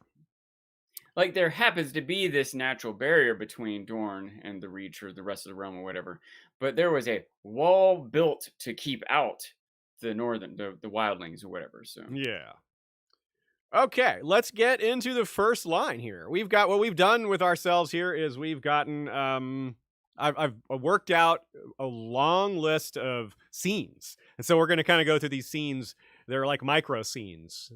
Like a scene could, for example, would be him burying Sir Arlen. Then the next scene is him meeting Egg, and then they see the banners. Then there's the pavilions, the puppet show, etc. So lots of little micro scenes here.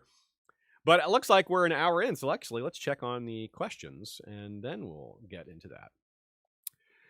Maester Glenn sends a super chat, says, thank you, sends a sticker. We appreciate it, Glenn. Thank you for the support. A Facebook poll. Oh, Ashay, do you put that up? Yeah, Scott had his Facebook poll in the group that was asking whether we think Dunk was actually knighted or not. And the answers are quite resounding. 69 people say he wasn't knighted. Nice. 4 people say he was knighted. So you 4 people keep on believing. 5? Is that you, Sean? Make that 5. Make that 5. Yeah. Sean's going to hold that candle. So, yeah, that's a great question. Like Scott, I remember he messaged me this not too long ago. So the poll wasn't up very long. That's why there's only 73 votes. But still, it doesn't need to be up very long. We can see the huge disparity there, right? Yeah, we're just going to get a flood of pro-knight dunks in there? I don't think so. So we could probably start talking for that and go a whole hour right now. I don't know if we want to put that off for another topic or touch on it slightly right now. I think let's not. But what we'll do is we'll let people know that it's something we want to talk about. So, folks, get your arguments ready for next time. We'll talk about whether Dunk was really knighted. The scene where he declines to knight Raymond, where he hesitates, maybe that's when the best time for it will be. But we'll allow a little more setup time first. So, folks, send in your thoughts on why you think he was or wasn't knighted, and give us your details, give us your logic, give us your reasoning, and give us your guesses. I will say on my third reread, that was like the focus of my read, was like looking for evidence.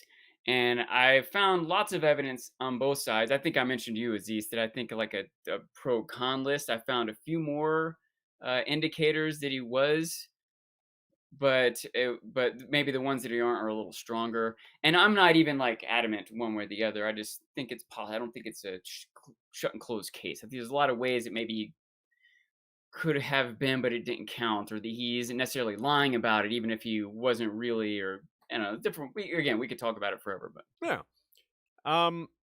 Good comment by Palavan here. Says the puppet show by the two Dornish women with the knight killing the dragon could be a very popular story in Dorne from the decades of fighting with Targaryens and driving them away and somewhat winning. Yeah, actually resisting the Targaryens. You'd think Dorne would be proud of that, given no one else resisted the Targaryens for so long. No one else resisted the dragons, because even when they were brought to heel temporarily by Daeron the First, there were no dragons, no literal dragons involved.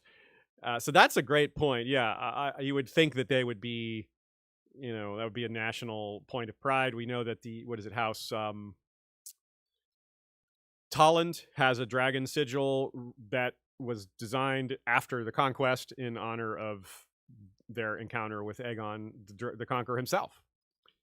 Yeah. With Rhaenys, most particularly. Yeah, and then Rhaenys as well. They shot her down. That's, they'd think of that one too, and thinking of their successes. Which brings us to this other question from JT Lambo Gaming. Do we think the puppet show is a depiction of Dorne taking out the dragon with a scorpion? I do not. I think that's too on the nose. It would upset a lot of people. I think that it would still hearten Dornish, but that it was a tale from many eons ago. I wonder if in Dorne they're a little more aggressive with the depiction. Yeah. But I think you're right that given how Arion reacted, you got to figure it could provoke. If it was more provocative, it might provoke someone less easily provoked than Arion, and that would be a big risk to take. So it's possible, but I think maybe they're just trying to conjure that image. Like, a Dornish person's going to see this, and it's going to make them think of Meraxes, but you don't want to be that blatant with it. And this also... There might be some who would put that puppet show on less innocently, that not maybe Tansel and her troop might not have been doing it, but there might be some who would. It would be a jab, at the Targaryens to put that show on. And Aerion, when his arrogance, might have taken it that way, even if it wasn't meant that way. But if they put it up a notch or two, then other Targaryens might also. They might have been arrested, Well said, yeah. And of course, we'll come back to this point a little later. We have a parallel to discuss in modern times with puppet shows and how things go for people that aren't careful with who they might offend amongst the powerful. Now I want to read this off real quick. Just a quick list of characters who we're going to get into deeper detail before, but I wanted to set it up now so y'all can start thinking about it if you want. Start letting it percolate in your mind. Let it marinate on this for a while. Mostly parallel characters, but also a few parallel situations, and also some inversions. Starting off with Daeron, the Drunken, and Tyrion. Huge group of parallels there. Dunk and Brienne. I think a lot of you were well aware of that one already, but you may not have caught all the different examples. Then Dunk and Duck. Then likewise Egg and Young Griff. Aegon and Phaegon, you could say. Aerion and Euron. And then Aerion and Joffrey and Viserys. Those similarities are very similar to each other. So it's almost like a triangle of awful princes. Maekar and Stannis. I mentioned that one already, but we'll get deeper in that one later. Baelor, Breakspear, and Rhaegar Targaryen as well. So there's a lot of good examples there, a lot of parallels, a lot of things to think about. As far as inversions and comparisons, Dunk and the Mountain. Dunk and Sandor. Dunk and Jaime. And then Manfred Dondarrion and Beric Dondarrion. That's a much smaller parallel, but that's one I wanted to highlight as well. Then also we're going to have things like Brienne versus Loras and Dunk versus Aerion, how the duels are similar. And Sean, you wrote a great example in here too that we're certainly going to talk about. Brienne versus the Brave Companions. Yeah. That it was sort of a no chance, no choice. Dunk knows he can't just go beat a prince and all his guards and the whole Targaryen family. But he just does it anyway, just charges in. Like, this is just what I have to do. Just like Brienne knew she was outnumbered, outarmed, and, well, I still have to do the right thing. Yep. And You gotta love it. You gotta love it. Respect. And then Nina also points out that this is also somewhat similar to before the no chance, no choice scene is also the scene outside the gate at Maidenpool, where the soldiers are basically having their way with these farmers, and they're about to do much worse than that. And I think it's a deliberate reference, because what is the food that they're bringing in? Eggs. Dunks. Yeah, dunks. They're bringing in dunks. Eggs. So keep an eye out all that for that, folks, when you're reading. If you're doing more rereading, keep all those parallels in mind. You might catch one that we haven't caught. I've already caught a few going through here that I hadn't noticed before, that I'll be sharing with you as we get farther in. Okay, let's get to the first bit of plot progression. Our first quote is the actual first couple of lines in the book or novella. You can go ahead, Sean. Oh, hold on. I lost my place in the document. Sorry. Let's see. Is it I got it. The spring rains had softened the ground, so Dunk had no trouble digging the grave. He chose a spot on the western slope of a low hill, for the old man had always loved to watch the sunset. Another day done, he would sigh, and who knows what the morrow will bring us, eh, Dunk? Yeah, it's kind of an interesting mix of sad and, but that last line is so optimistic. So it's a real mix of, but it also really sets up the whole Dunk and Egg, right? That is really you could say that's a thesis statement of Dunk and Egg. Who knows what the morrow will bring us, eh, Dunk? Would you agree with that? Yeah, it's definitely, you get the idea that Sir Arlen was a really good mentor, father figure, for Dunk, among other things included. He seemed to have a positive outlook on life, despite probably living kind of a tough life. Sir Arlen seemed like he was usually, I don't know, in modern terms, living paycheck to paycheck, right? Yes. But he still was happy with his life and had a sense of honor, a code that he lived by, and that fulfilled him as much as money or a castle or whatever else would have. Yeah. One quick tangent I want to point out, just on my mind as I'm like reading one of these quotes. I will never do as well as Harry Lloyd. Oh man, he's one good. of my reads was the audiobook, and I highly recommend it. Even if you read the actual book, listen to the audiobook. He is so good. I even went on Audible, I guess, to see what else he's done. I'm going to listen to Great Expectations next. He's done Great Expectations, really. You're right. Yeah. Yeah, he is really good. You're right about that. Just in case people have forgotten, if that name's familiar, but you can't quite place it, that's the actor who played Viserys, who was who was amazing. I mean, as Viserys, it's hard to imagine having a positive thought about that individual. but his role as the reader of Dunk and Egg has totally supplanted for me his role as Viserys. Yeah, right. There's some people that really hope. It seems like maybe a long shot, but there's some hope that he could be one of or the reader for the Winds of Winter, because obviously Roy Dotrice has passed, so it won't be him. I would love it if he did. Got to find somebody. So very early on, we have a couple of recurring themes that permeate both the story and perhaps quite a bit of Dunk's life and Egg's life as well, in part. Both main characters start with false pretenses regarding their rank. Egg, dramatically undersells his, of course, because he's the Prince of the Blood. Dunk is just a little fib, he was gonna knight me. He changes, he was gonna knight me until he did knight me, or he really was knighted, and he's not exaggerating anything, really. So there's that possibility as well. Let me read a couple of great notes from Nina here. For one, this opening reminds the reader of Dunk's own eventual death. Let's not forget, this is all going to end in tragedy. Maybe you don't want to call it a tragedy because they have full lives. During that, just because your life ends badly doesn't make your whole life a tragedy. So let me put that caveat out there. I'm not trying to bring the whole room down here. But yeah, Summerhall 259, 50 years from now. It's 209 here, so 259 is when that happens. 50 years. A long way. 50 years is a long time. Dunk's going to be in his 60s. But it is a reminder that that is the only way this can end. The only way any life ends is in death. That's, as the Onion would tell you from its statistics department, world death rate holding steady at 100%. The author is, and he's reminding us that that's just how it goes. Like, George doesn't pull those kind of punches. George says, I want people to have the realism of war, the realism of life and death, all that, and that's part of this.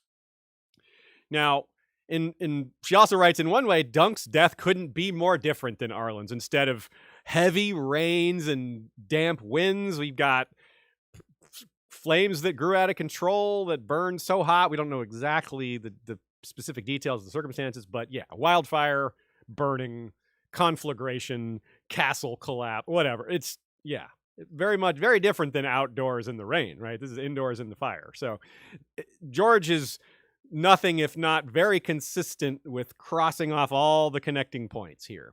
And it's really quite impressive how he covers so many bases. But also, age-wise, I think Dunk is probably going to Dunk is certainly going to outlive Arlen. That's an interesting little tidbit, because it looks like Arlen is closer to 60 than 50, but we know Dunk is going to get closer to 70 than 60. It also foreshadows the end of this story, right? It begins with a funeral, it ends with a funeral. And also the two characters are very different, which is another important point of the story. Comparing the life of a hedge knight, or just his foot, as he thinks about it at the end, to a prince of the blood, to the hand of the king, to the future king. Like, how do you make this comparison? And this same comparison is wrought in these funerals. Baelor Breakspear has this burned wearing a black velvet tunic with the three-headed dragon picked out in scarlet thread upon his breast, and a heavy gold chain with his sword sheathed by his side, a thin golden helm on his head, committed to the flames like all members of the hallowed house Targaryen. Meanwhile, this dude is like thrown in a mud hole, and Dunk can't even afford to bury him with his stuff. Like, he's like, no, I can't put this sword in here with you, man. I need this to live. And no one Dunk's like, can't feel bad for him. This doesn't fit, but I'll keep it anyway. The Targaryens are like, throw some treasures on the fire. Yeah, right. What an incredible dichotomy. And this is one of the things that I think that is pretty clear if you're reading it for the second time. You may not notice it the first time because you're overwhelmed with detail and story and newness, but it bookends the story very well. It's very effective. It's one of the reasons why I think maybe this is the best of the three stories, even though it's lacking in some of the fully fleshed out world building. Does that register for you as something, a really powerful point here, or is it just kind of, it's just kind of neat that he does that? Or tell me what you think. A little of both. One thing I thought about when I read Nina's notes, though, was that I don't know how much he intended that in the first place. He very well may have, knowing how big a picture he seems to have of this whole story. But when this book was written, we didn't know anything about how Dunk was going to die. And great point. Yeah. Some people, for example, my dad just read the Dunk and Egg series, but hasn't read or seen, doesn't know anything else about any of Martin's writings. I mean, he's aware like Game of Thrones exists or whatever, but so to him, there's no sort of parallel or foreshadowing to how Dunk is going to end up. In fact, I'm only superficially aware of something happened at Summerhall and they died in a fire. I don't know the details of that. Well, probably by the end of the podcast, I'll have it all. But... No, you're actually right there. Like that is about it. We know that some sort of conflagration that involved wildfire, maybe like why it started is that's a whole nother topic. But as far as the trigger, what killed them, yeah, that's it. It's shadowed in some mystery, but so you got the gist of it for sure. Okay. But yeah, I definitely like the book ending and the contrast of the nature of the funerals. I think that is outstanding. Question: Aziz just said that he thinks the Hedge Knight is the best. Do you agree, Sean? You don't want to get into it right now. Wait until how about this? Maybe pick your best now, and then we'll ask you again way at the end. When we're done with all three books, we'll see if your opinions change. It'd be a good. We'll bookend the books. I just can't pick one. I'll try to briefly explain thoughts for each, right? Okay. One is the second and third, it's almost fair because they're building on the first, right? Yeah. Like if you just pick one, but like if you just read the Sworn Sword without the knowledge of the one before, I don't know if it would seem as good. Maybe it would, but it's hard to know because I didn't do that, and another factor is that the third one is just longer, so there's more material too. Yeah. It's significant. The second one's a little bit longer, but the third one's significantly longer. I do feel like in the third one, I had this feeling of like, oh my God, this is genius, the way everything came together. But some of that needed the first two books to happen. Yeah. Another factor is the second book, I appreciate the female perspective that we get there. I mean, it wasn't actually a POV, but it was a significant female character involved, which stands out from a lot of other knighthood type medieval stories that are just about the warrior, which obviously are still good, and Martin does a good job with representation overall, but I think the middle one does it best. And I think just my prediction is that you probably like the second one for it being kind of more mundane, more lower stakes, just more of a day in the life of this area. Yeah. Even when it did get to the bigger stakes, it was still just, the stakes were still just like 7 commoners, you know what I mean? Yeah. And Egg was worried about them, and I really liked that Egg kind of pieced together that these people are probably going to die, and not for a good reason. And I really did like that moment. The fact is, they're all so good. Like, even if I pick a favorite, one is 9.82, one is 9.81, and one is 9.8. They're really good. Cool. Well, I'm glad you feel that way. And one last point from Nina here. Dunk buries Arlen on a western hill because he loved to watch the sunset. It's a nice representation of the end of this stage of Dunk's journey. The sun has set on his time as a squire. It's time for a new day for Dunk as Sir Duncan the Tall, Hedge Knight. I can't believe I didn't think of this joke before, but he buries Arlen on a hill? Anyone? King of the Hill, anyone? Oh, that's right. Wow. If you don't realize the town that they live in is Arlen, Texas. Arlen, Texas, yeah.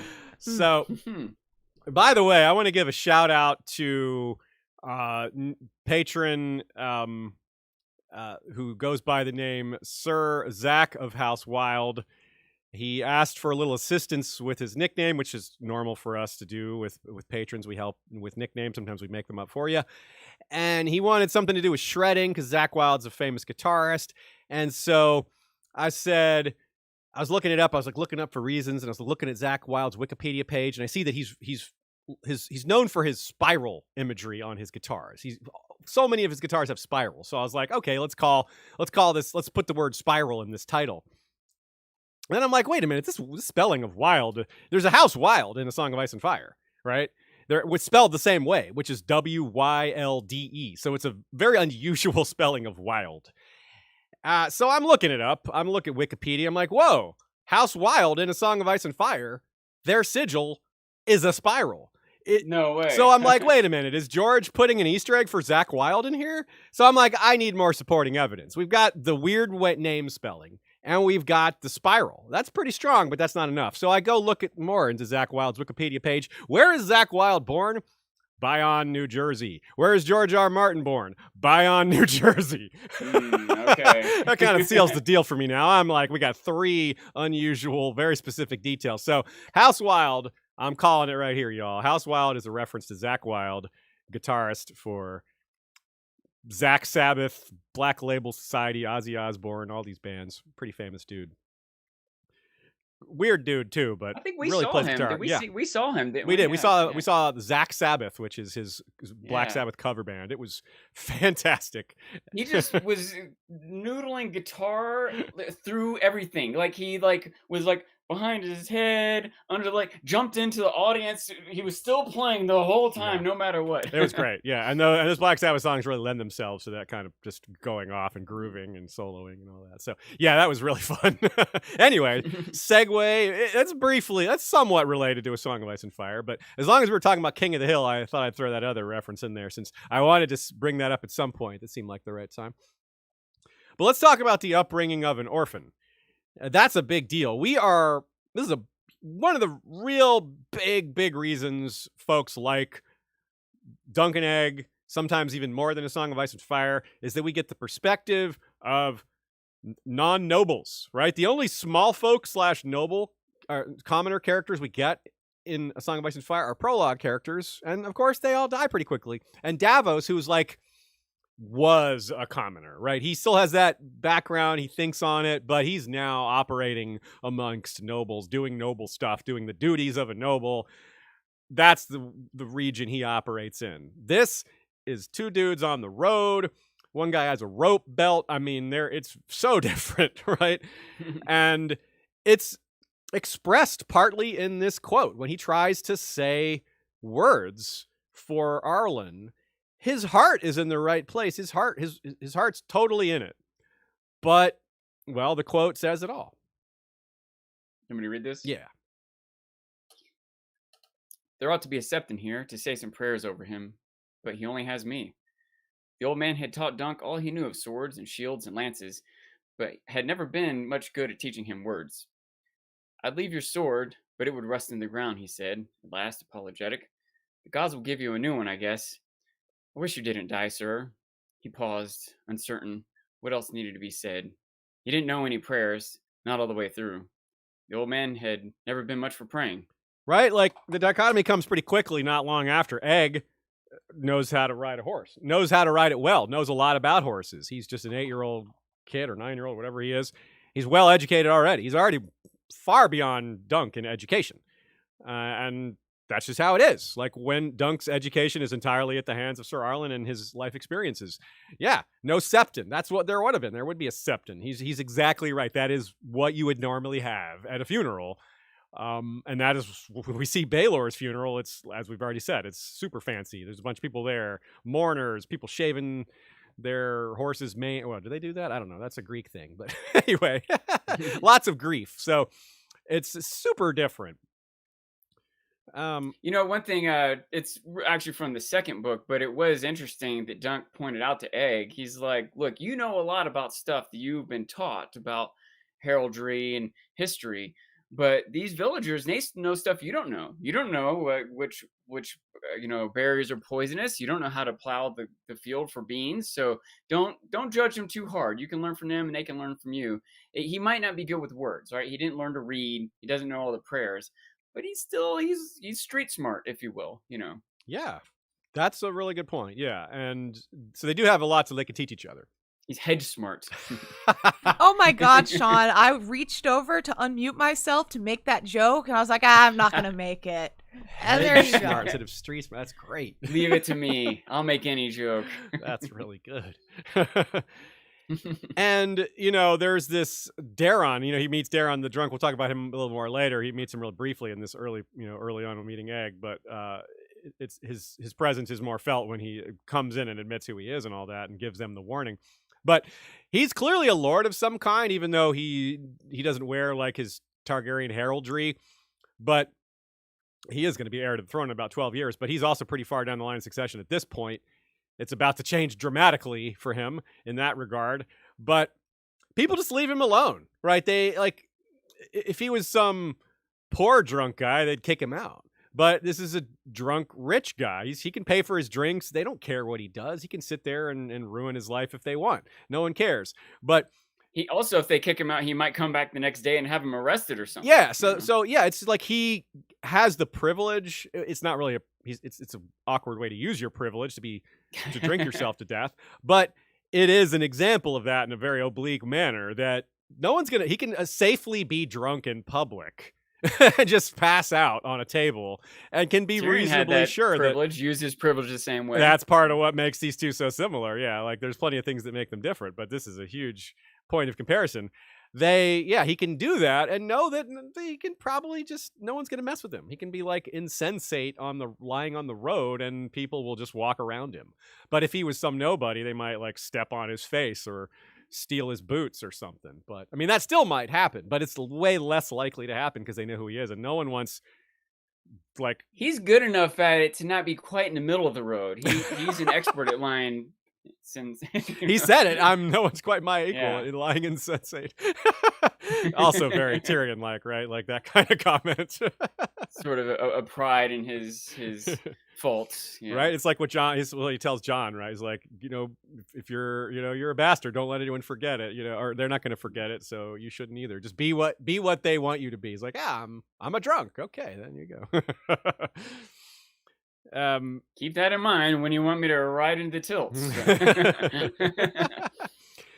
Now, here's another really important subtopic I want to get into, which is the attitude, the lifestyle, the pride, and the philosophy of a hedge knight. It sounds like something that a lot of nobles would look down on. In fact, it's not something that sounds like it. They definitely would look down on. A lot of them would. It's rare that someone like Baelor, the Baelor Breakspear, comes along and has the generosity of spirit to not hold himself so far above other people, even though he's so great. That's part of what makes it so meaningful, is that he is so great, yet he still holds himself to a high standard and doesn't put himself above too many other people in terms of things like that. So one thing we get that's apparent about the way Arlen treated Dunk is that he praised him a lot. He was nice to him. He was motivating. He didn't use a lot of negative reinforcement. He didn't, there wasn't a lot of physical abuse. There was apparently some, but Dunk doesn't think of it as out of line. He thinks, well, only that one time. I didn't steal that pie. But other than that, it's a really nice way to summarize. Like, except for that, it's like there's only one time that you punished me unjustly, and it's kind of a cute way to. It's like there's only one time that. every other time he beat me, it was okay. Yeah, I deserved it those other times. Yeah. It's also he thinks of being called Dunk the Lunk as praise. You know what I mean? Praise isn't the word I want to use, but remember that he's like, it sounded different coming from Bennis, or other people that would call him that, like, they're not being fondly of me when they say it. He was, That is a straight parallel to Gren. Remember Gren and Sam's conversation where it's like, they call me Sam the Slayer, they're mocking me. They're like, yeah, but you really did kill that other. And when I say it, I'm not mocking you. When Sir Alistair says it that way, he is. Same like they call me Aurochs. Like, he gave me that name to mock me. But quite frankly, an Aurochs is big and strong and can go miles and miles without tiring. So he chooses to, Gren has the Zen Gren has this attitude of, well, I'm looking on the bright side. Yeah, he's calling me stupid, but at the same time, he's calling me big and strong and tough. So that's the part I'm going to focus on. And that's really what's going on here, right? Like Dunk the Lunk. He's like, yeah, he's saying I'm not that bright, but he's also saying I'm thick as a castle wall. Yeah, like that's a good thing to be in a realm of castles and swords, right? So yeah, it's not, sometimes people can use it as an insult, but if you really break it down, it's a darn good thing to be, to have that toughness. And we see it. I mean, we're pretty far away from the actual event, but man, we just talked about how relatable he is. That's a big deal here. He's less relatable when you get 3 feet of lance sticking out his side. He yanks it out and keeps going. Like that, I can't relate to. But I can relate to a lot of this other stuff. A lot of like not knowing if I have enough money for a room, things like that. Like that's pretty realistic. And that's part of what I think brings people closer to these stories, is like his struggles are a lot more familiar than the struggles of Sansa and Jon Snow. And I mean, these are characters we can there's things we can find in common with those characters too. But like they're dealing with like inheritance and crowns and arranging weddings for 1,000 people. Like I've done none of those things ever and probably never will. But I will decide if I have enough money to afford things, right? Yeah. I will wonder where my next meal is coming from sometimes. Servants aren't just going to bring it to me at mealtime. Like, where is that dinner? I expected it to be brought here by now. Like, we don't live like that. And also, at this stage in our lives, maybe not everyone listening, but you eventually get to a state in your life where things are a little more stable. But when I was younger, there were times when I was skipping meals and trying to decide if I was going to, pay for this food or pay for this bill or whatever. So, yeah, ramen noodles or salt beef. It's like, just think of it that way. Yeah. Yeah.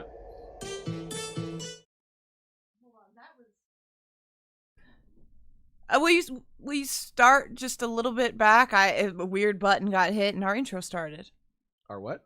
Just start back a minute ago. Okay, that's fine.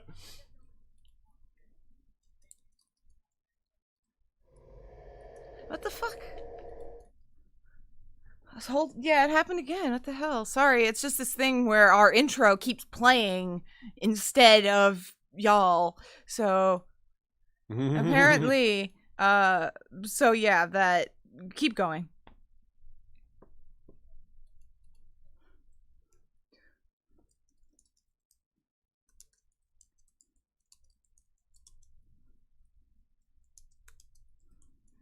Certainly.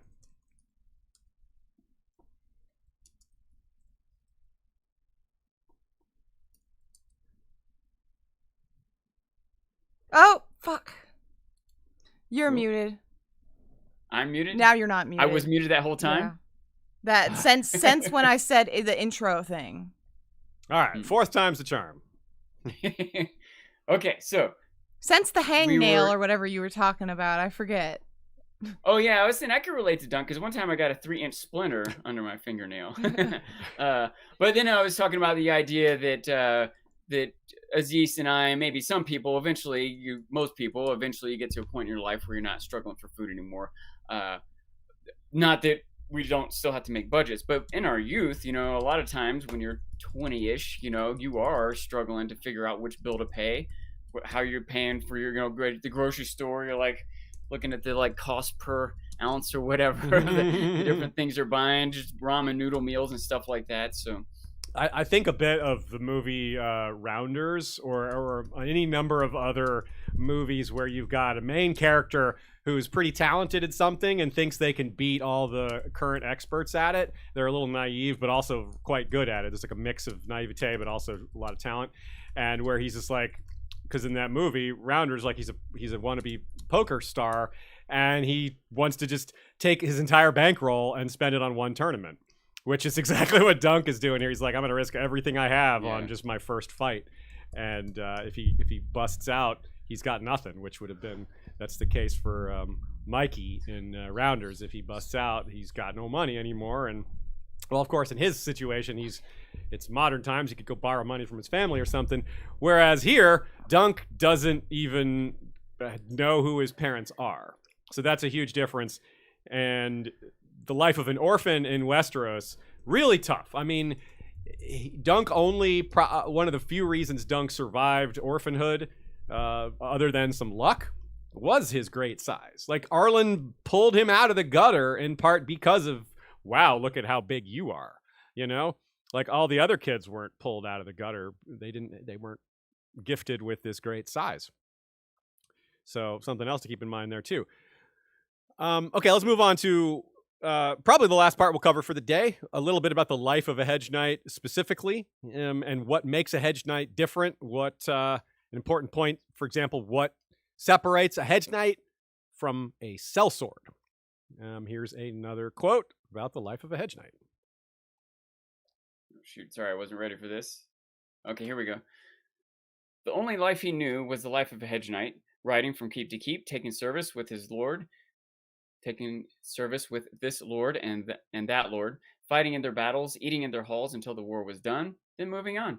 There were tourneys from time to time as well, though less often, and he knew that some hedge knights turned to robber during leaner winters, though the old man never had. Yeah. So that's a pretty important point here. Let's say here, they don't get very well educated, but Nina reminds us that they do get educated in heraldry. You got to know heraldry because those are going to be your bosses. It's like not knowing the difference between, I don't know, the couple different Fortune 500 companies, like in particular industry. Like, you got to know the difference between McDonald's and Burger King, or you got to know the difference between McDonald's and Starbucks if you're going to go get hired by one of these companies. You don't go to McDonald's and ask to be, a barista. So that's not going to work out. Nor do you go to Starbucks and offer to, do work the fry machine. So you got to know what's what. You got to know the people's names. It helps to have some understanding of their lands, what type of business they might need you for. Little things like that. Hold on, Aziz. Coffee and French fries. That's it. It's the winning winning combo. I'll be back. So, this is a another important point. Yeah, that the risk of it, right? This is what makes the focus of the story. I'll say, I take some of Nina's words here. Literally, the Hedge Knight, so fascinating. The Hedge Knight, as a Westerosi institution, constantly straddles the line between peasant and noble, poverty and gentility, right? They're poor, but they're always working with and for the nobility. So they're constantly around the nobility and constantly struggling to live up to, looking the part, constantly putting on airs. Yeah, putting on airs, just having to know how to handle that. And it's difficult when you Hedge Knights can't eat cat food. When you don't have a strong education, you're not good at talking. Dunk really has to get by on his size. He's like, look at me. You can tell I'd be good, right? Because I'm not going to explain myself very well. It's really interesting. That is one thing about the idea of a hedge knight in general, like maybe the code or whatever of a hedge knight. And then especially when you start thinking about the difference between a hedge knight and a sellsword and how close hedge knights are to turning into just, thieves even.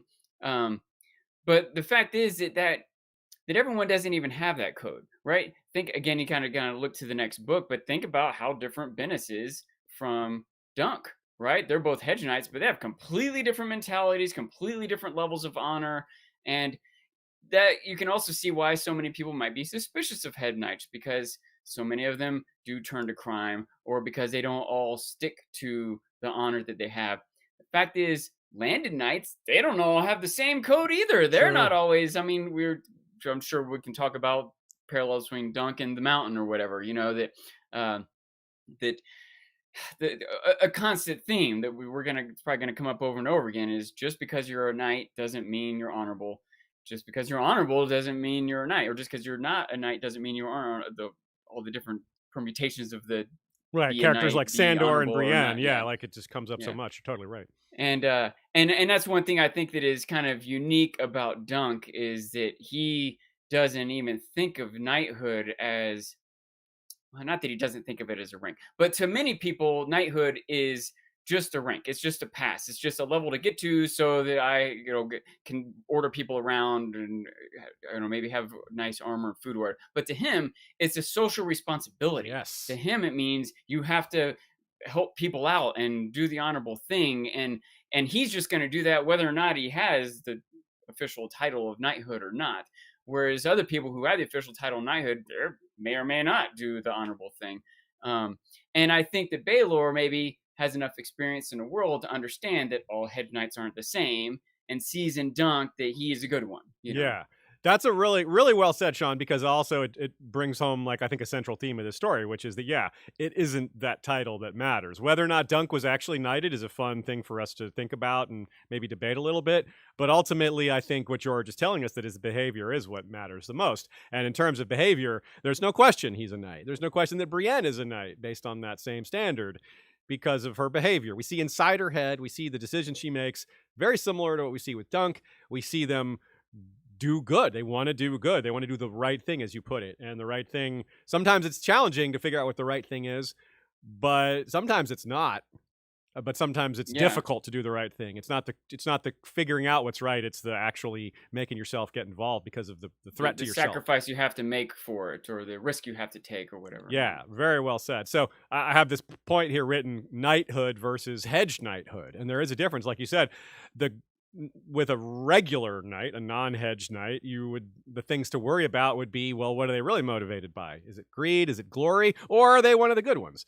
With a hedge knight, well, they're probably not terribly motivated by greed or glory because they don't have access to much, but they might be desperate. That's the thing you're saying is like why some of them you're like, oh, I'm scared of hedge knights because anyone at the edge of poverty might do something desperate.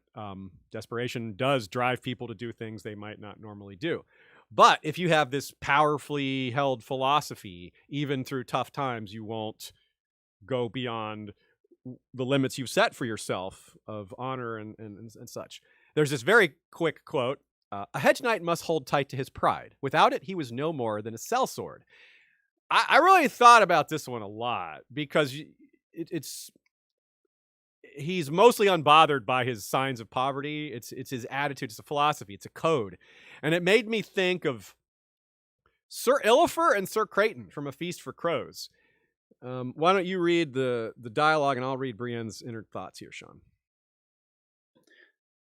Some farm boy on a piebald horse went by, and an hour later, half a dozen men afoot with staves and scythes. They caught sight of our fire and stopped for a long look at our horses, but I showed them a glimpse of my steel and told them to be along their way. Rough fellows by the look of them, and desperate too, but ne'er so desperate to trifle with Sir Creighton Longbow. No, Brienne thought, not so desperate as that. She turned away to hide her smile. Thankfully, Sir Creighton was too intent on the tale of his epic battle with the Knight of the Red Chicken to make note of the maiden's mirth. It felt good to have companions on the road, even such companions as these two. Right? Like, those two were ridiculous, but in a way that makes sense, especially with this to round it out. That the pride is really important. That's why this guy is telling all these tall tales. It's important for him to hold on to his pride because, well, at the time we were like, well, it's just otherwise he's embarrassed. But no, it's not that. It's not just about your outlook and how people see you. It's to keep yourself personally from turning to desperation, to turning dark, to turning to jumping the line from Hedge Knight to Sellsword. And it's amazing to me that scene with Creighton and Illifer with their silliness actually hits a lot harder when you think about it this way. And it's like, no, that's not just silly. George added some comedy to it, no doubt. Like, even Brienne smiles, and Brienne isn't exactly a big jokester, right? So nor is she someone that she doesn't like mockery. Right? She's not a person who's big on mockery. She hates it because she was mocked too much herself. Hold on, Aziz. You have to finish that sentence. If you ever hear that music, it's that. It just started doing that. Okay. So Brienne is very much not the type of person who mocks. She doesn't like mockery. It's almost like Victoria now. She doesn't really trust it because it's always aimed at her, or she's had too much of it aimed at her for her to appreciate it.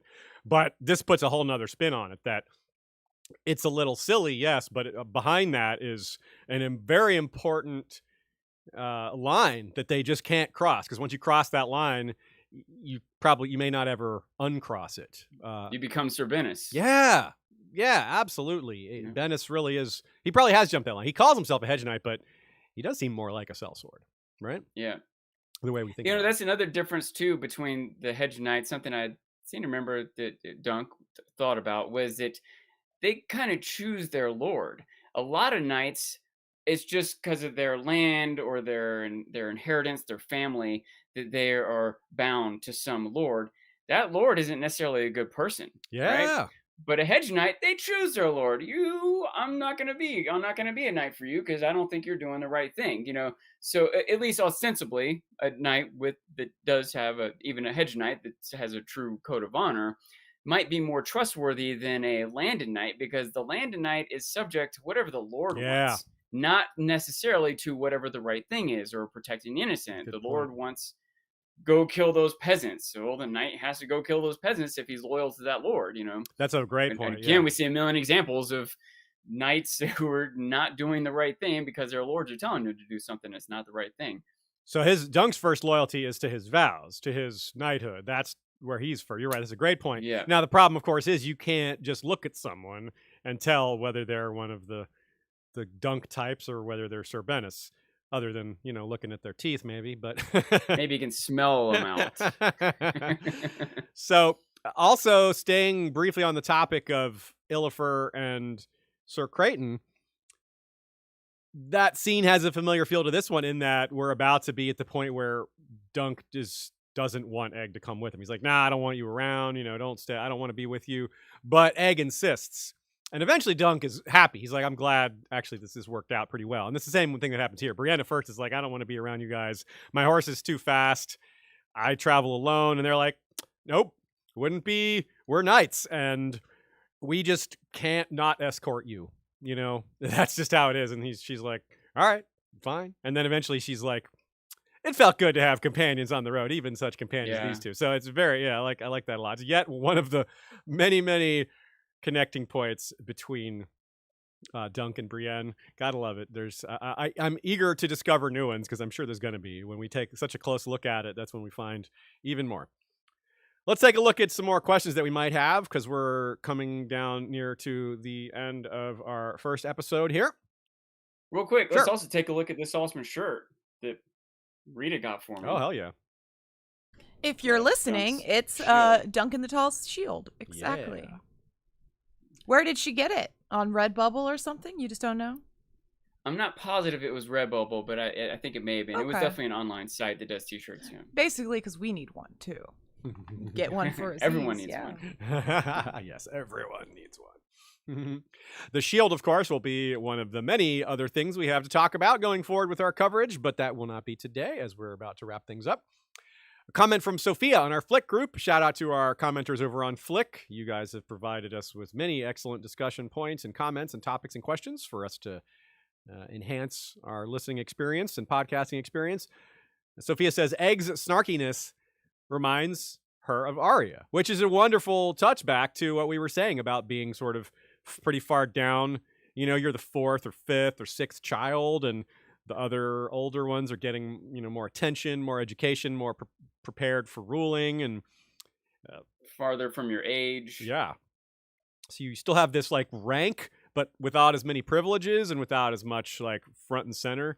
So you can see where some of that sarcasm might come from. Without as many expectations and responsibilities. I think particularly most importantly that he just has kind of been able to do whatever. That's a great point. Yeah. Especially when we compare it to some of the other like farther down the line of succession type characters, like ones who, the farther down you go when there's a big family, the more I think you're likely to see George characterize these farther down the line of succession characters as of this type. You see him make more sarcasm and attitude and snark amongst these characters that are not amongst the first and second born. For example, a good one would be Jaerion Lannister, who Tyrion portrays as he just stayed away from everything. He just didn't play the game. Like the three older brothers two of them were always trying to just win Tywin's attention, and Tywin was just dominant, and Jaerion's like, I'm just not going to be a part of any of this because, well, we don't exactly know why, but he was very sarcastic and snarky and had some of the same attitude, and that's why he got along with Tyrion pretty well. Did any other, while we're on the subject of comparisons to some of the early characters in a Game of Thrones, since the Stark children are the ones we know the best, we obviously don't get POVs from other children. Did this resonate for you in any particular way, or did you notice something like this or anything along these lines? Not any more than the things we've already touched on. Right on. Yeah. Okay. Like I could think of other people who would fit this, but we didn't get enough of them. Like there's probably some Freys that are pretty down the line, Yeah, that's for sure. How funny that we're going to actually see Walder Frey in the third story.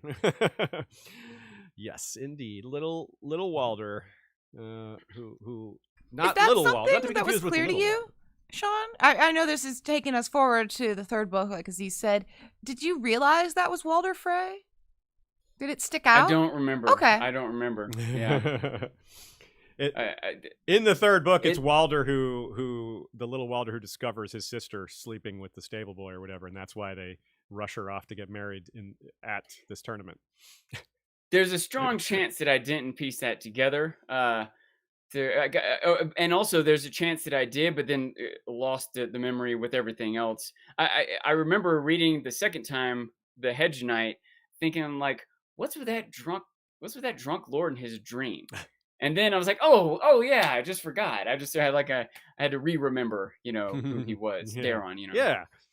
So speaking of wine, Sophia also writes that Raymond's offer of Arbor wine had, the eyebrow raising moment there, because we've talked about how Arbor wine is often a sign of dishonesty. There's going to be some lies told, but this might predate that theme, because Raymond certainly does not turn out to be dishonest. He turns out to be, as Sophia says, he's more like Sam, where it's like John's election, where he's going around trying to get votes for John. And even as John himself is like, I don't know if we can get this to work, but his friend is backing him up. I don't know. You could say maybe because Raymond is going around trying to get people on board. that relates to it, and that Dunk is lying in that conversation. Ooh, the dishonesty of him being a knight. Yeah, I don't know. Okay. That's a good call. Very good call. There is some implied dishonesty in there. Maybe not from Raymond himself, but also maybe he's like trying to get, maybe he's exaggerating the circumstances to get people to fight on Dunk's side or something like that. Yeah, maybe. It's something I thought about earlier when you were in the beginning. We were talking about a couple different things like George's style and how it might have changed over the years. Something that's distinct about this story is we're only getting one POV, and also just thinking about the equivalent number of chapters. That think how longer and or fuller this story would be if we had different perspectives. Like, what if we got this story from the perspective of Raymond and Baelor, or other people, or just 3 POVs. Yeah, what if we had 3 POVs? Yeah. That would be sort of like more similar to A Song of Ice and Fire. So that is a great point, because it reminds us of another difference in the way this is written. It's unique in that sense. Yes, we talked about how it's different than Fire and Blood and The World of Ice and Fire, because those are less story-like and more history-like. One more so than the other, but both along those lines. And A Song of Ice and Fire is this vast multi-POV story, where this is, well, it's still vast in its own way because it's in the same world, but the story isn't as big, and there's only one POV. So yeah, it's a good little way to look at it. Think where we were in the story of Game of Thrones 5 chapters in. It hadn't even started. Yeah. You know what I mean? Yeah. But it's already reached a climax and finished in this Dunk story. So yeah. But also, Game of Thrones is so much more in depth because you have so many different storylines and characters involved. So pros and cons to it all. Definitely. Well said. Okay, a couple of quick wrap-ups. Dunk's sense of unworthiness, reminding us of Jon. That's another one that's pretty good. Compare the phrase "thick as a castle wall" to "you know nothing," Jon Snow. Both of them just kind of like, oh, that's good. Self-aggrandizement internally, like being like, "I'm not worthy of this. I'm not good enough," or "Yeah, you know nothing. Thick as a castle wall." That's very good. I like that catch a lot. We'll consider that one going forward. I think we maybe need to explore that one more. We'll have to keep our eyes open for more Jon to Duncan unworthiness connections. Very good catch, Sophia. Guinevere Greenstone's good question to leave ourselves off with. Are there any History of Westeros episodes you would recommend watching before next week? Well, certainly if you want to get yourself really well settled with the Blackfire Rebellions, we've got a lot of Blackfire Rebellion episodes. You could start with, if you want to start with episode 2, if it's a re-listen for you, episode 2 is Daron. So that's kind of useful to have Daron in mind and all that. And the episode right after that would take you a little farther down the timeline. Our 2 Summerhall episodes are pretty relevant, although you could, of course, do those after or at some other point. Can I point out the irony that when I bring up Summerhall, you're like, yeah, your superficial understanding is pretty much it. There's not that much known. By the way, we have 2 episodes on it. probably at least 2 hours each, right? Yeah, we know a lot about what leads. We know a lot more leads to it and who's there, but the actual, like, what went wrong and exactly what they were doing. The other thing we know a lot about is the fallout, the effect that it has on characters like Aries. So that's a lot to talk about in Rhaegar. For example, one of the main topics is Aries' obsession with wildfire, rooted in part in trauma that he witnessed Summerhall when he was about 15. Like, he's almost his whole family was killed by wildfire. So that might have an impact on his psyche. That's just an amazing thing about this world that George has created, the community built up around it. This podcast is that we're talking about Dunk and Egg, right? And we just went for 2 hours, and I think we're on the second scene of the first book. Like, we did a lot of setup. There's a lot of material. There's a lot to say. There's a lot of richness to it all. You're so right. Now we probably will get farther next week because we won't be doing as much setup, much introduction, talking about bringing you back in here and all that stuff. So we should be able to get farther into the story, but that's not to say we didn't do a lot today. It's just in terms of story progress, there wasn't a lot, but we talked about a lot of really interesting, fun stuff. There's a lot more to it than plot. Yeah, absolutely. Yeah. I mean, you're not into this series if you're not into setup and world building. I mean, you're not into this podcast if these things don't resonate with you at least a little bit. So I'm preaching to the choir by saying, oh, no, it's as good as covering the story. Like, yeah, Aziz, we know. That's why we're listening. Yeah. Jonathan Hagee, by the way, good comment here. He says, Radio Westeros has an episode on the Hedge Knight. So that would be, you want to round out your knowledge. That's a great place to start. Go check out Radio Westeros. We, of course, always endorse all their episodes. someone who's put some thought into this ahead of us. They might get you to think about some things you hadn't considered, maybe bring some questions over to ask us that they inspired. So either way, though, that's a great suggestion. So let's hit on our outro. We'll pick up where we left off next time. That's how we're doing things. So no need to say what comes next week. We're just going to pick right up where this was. I guess all the secret good stuff comes next week. You better be there. That's right. So thanks to everyone who came and watched live. Thanks to Ashea for all the amazing management behind the scenes and the commentary alongside it. Thanks to Sean. I'm glad you're back, my man. Yeah, it's awesome.